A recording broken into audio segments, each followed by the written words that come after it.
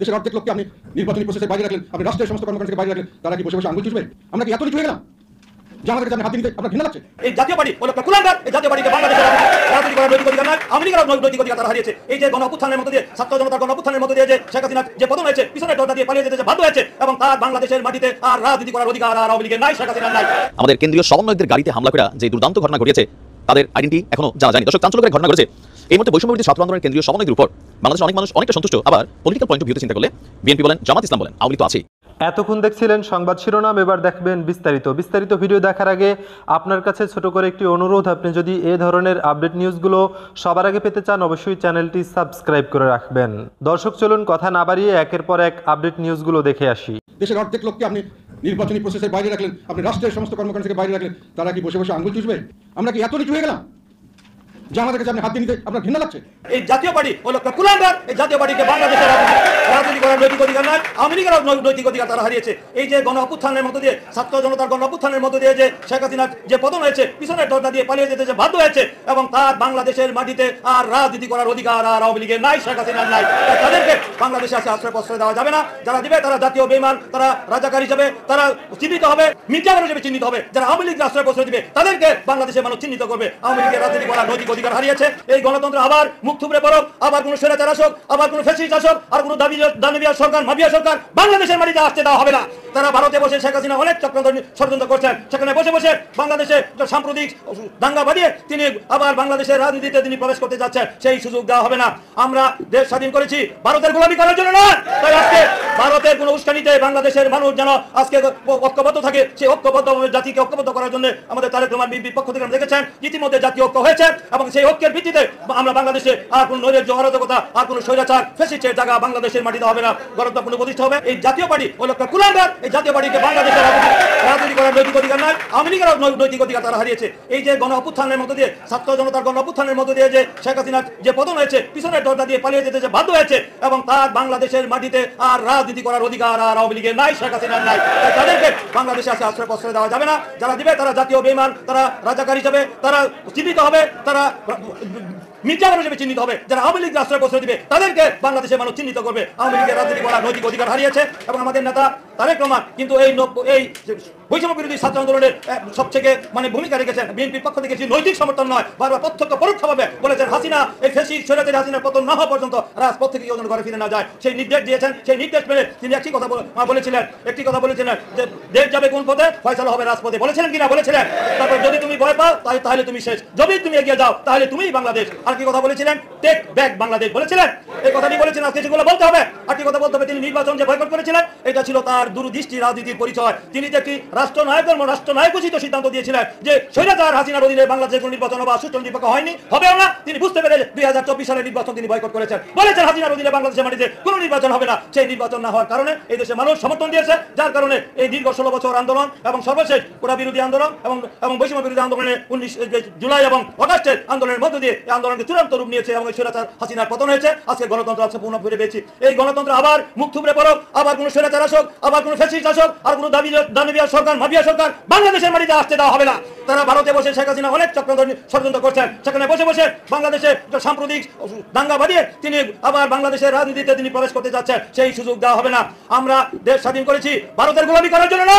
তাই আজকে ভারতের কোন উস্কানিতে বাংলাদেশের মানুষ যেন আজকে ঐক্যবদ্ধ থাকে, সেই ঐক্যবদ্ধ জাতিকে ঐক্যবদ্ধ করার জন্য আমাদের তারেক রহমান বিএনপির পক্ষ থেকে দেখেছেন ইতিমধ্যে জাতীয় ঐক্য হয়েছে, এবং সেই ঐক্যের ভিত্তিতে আমরা বাংলাদেশে আর কোন নৈরাজ্য, অরাজকতা, আর কোন স্বৈরাচার, ফ্যাসিস্টের জায়গা বাংলাদেশের মাটিতে হবে না। গণতন্ত্র পুনঃপ্রতিষ্ঠা হবে। আগামী দিনে এই দেশে একটি অবাধ সুষ্ঠু নির্বাচন হবে। সে একটি রুটম্যাপ দিবে অন্তর্বর্তীকালীন সরকার। সেই রুটম্যাপের মধ্যে দিয়ে অনতিবিলম্বে দ্রুত সময়ের মধ্যে একটি নির্বাচন দিয়ে সেই যে মানুষ 16 বছর ভোট থেকে বঞ্চিত হয়েছে, ভোটাধিকার থেকে বঞ্চিত হয়েছে, ভোটের অধিকার হরণ করেছে, আইনের শাসন ছিল না, বিজেপির স্বাধীনতা ছিল না, ন্যায় বিচার ছিল না, মানবাধিকার ছিল না, মত প্রকাশের স্বাধীনতা ছিল না, দেশকে রাষ্ট্রীয় প্রতিষ্ঠানকে ধ্বংসিত করে নাই, দেশকে ধ্বংসের দ্বার প্রান্তে না খাদের কিনারা দাঁড় করে দিয়েছিল, অর্থনীতিকে শেষ করে দিয়েছিল, লুটপাট করে দেশকে শেষ করে দিয়েছে। এই লুটপাটকারী, এই খুনিদের বিচার বাংলাদেশের মাটিতে হবে। শেখ হাসিনার বিচার না হওয়া পর্যন্ত আমাদের আন্দোলন চলবে। শেখ হাসিনার বিচার হবে, এবং এই দেশে আর যেন কোনো স্বৈরাচার, আর কোনো দানবীয় সরকার যেন রাষ্ট্রীয় ক্ষমতা দখল করতে না পারে। এবং আমাদের ঐক্যবদ্ধভাবে আমাদেরকে ধৈর্য, সংযম, সহিষ্ণুতার পরিচয় দিতে হবে। সেই সহিষ্ণুতার পরিচয় দিয়ে কোনো চক্রান্তের, ষড়যন্ত্রের ফাঁদে আমরা পা দিব না। আগামী দিনে বিজয় অর্জন না হওয়া পর্যন্ত,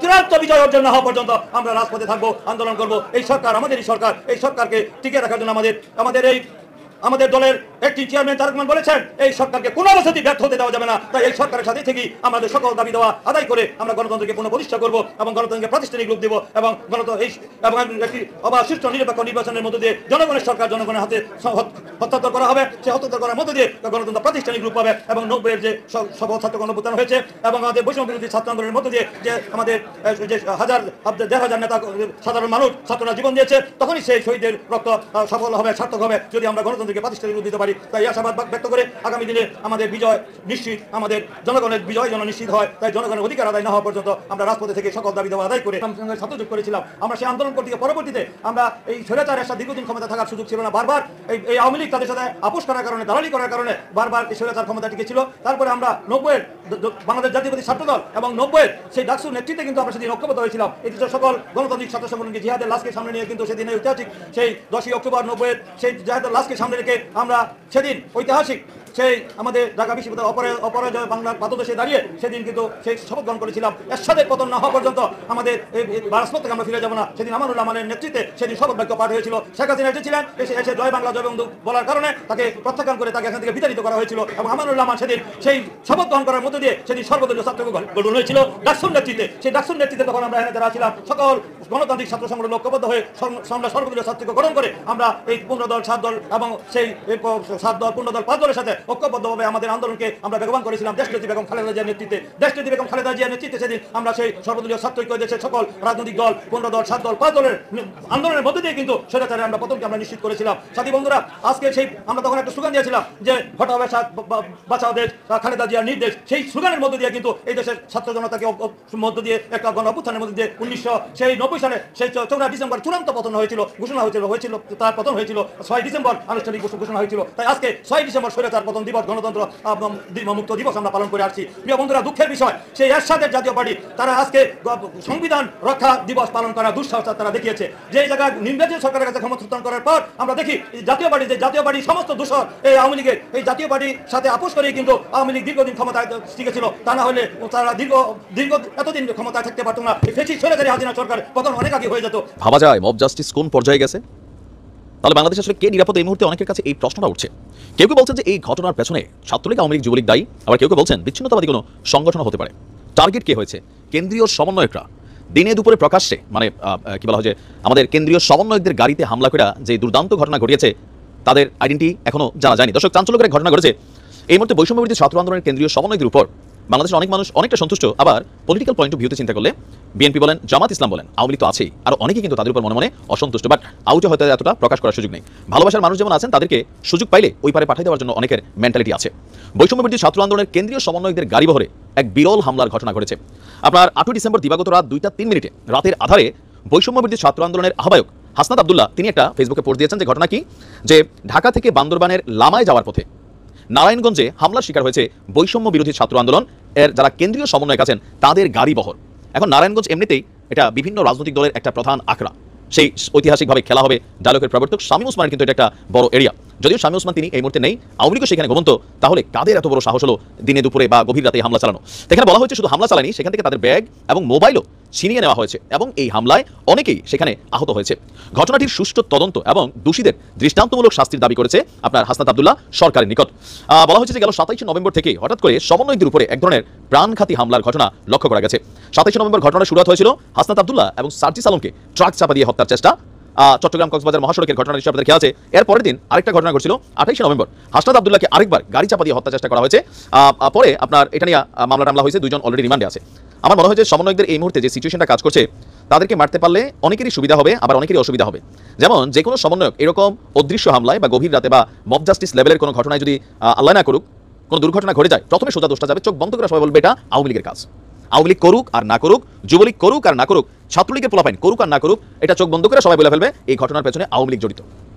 বা আসলে কি শুধু আওয়ামী লীগ এই মুহূর্তে সমন্বয়কদের বিপরীত অবস্থান নিচ্ছে? না, এখানে নানান ধরনের দেশি বিদেশি ষড়যন্ত্র কিন্তু হচ্ছে। এই মুহূর্তে ভারতের সাথে যে অস্থিতিশীল একটা অবস্থান আছে, সেখানে আমাদের সমন্বয়করা, আমাদের পলিটিশিয়ানরা যতটা শক্ত ভাষায় কথা না বলছেন, সার্জিস, হাসনাত বা আসিফ বা আমাদের নাহিদরা তারা যেই ভাষায় ভারতকে চোখ রাঙাচ্ছে, ইভেন ভারতের বিজেপির কেন্দ্রীয় সরকারের অনেক মন্ত্রীরা সার্জিস হাসনাত বা নাহিদদের কিন্তু চিনেন, তাদের ভিডিও সেখানে তারা প্রচার করে বলে যে দেখো ওরা কি ভাষায় ভারত নিয়ে কথা বলতেছে, এটা আমরা মানতে পারি না। তো সেই ক্ষেত্রে তাদের ঘটনার পেছনে এখানে ভারতের কোনো গুপ্তচর থাকতে পারে, রয়ের এজেন্ট থাকতে পারে, যে বাংলাদেশে এই মুহূর্তে যে কোনো একটা ঘটনা ঘটে দিতে পারলে পরিস্থিতি আরও আওলাই যাবে, আর সরকারেরও যে সরকার ক্ষমতা আছে তারাও যথেষ্ট বিপাকে পড়বে, এক ঢিলে অনেকগুলো পাখি এখানে শিকার করা সম্ভব। সো তাদের মুভমেন্টের সময় আমার মনে হয় একটু সতর্কতা অবলম্বন করা উচিত, প্রোটেকশন রাখা উচিত। আশা করি যারা জড়িত তাদের অবস্থান বের হয়ে যাবে। ভালো থাকুন। এতক্ষণ দেখছিলেন দেশের সর্বশেষ কিছু আপডেট নিউজ। এ সম্পর্কে আপনাদের মতামত কমেন্টে লিখে পাঠাবেন। ভিডিও ভালো লাগলে চ্যানেলটি সাবস্ক্রাইব করতে ভুলবেন না। এবারের মতো এখানেই বিদায় নিচ্ছি, শীঘ্রই দেখা হবে নতুন কোনো ভিডিও নিয়ে। ততক্ষণ সকলে ভালো থাকুন, সুস্থ থাকুন। আসসালামু আলাইকুম ওয়া রাহমাতুল্লাহি ওয়া বারাকাতুহু।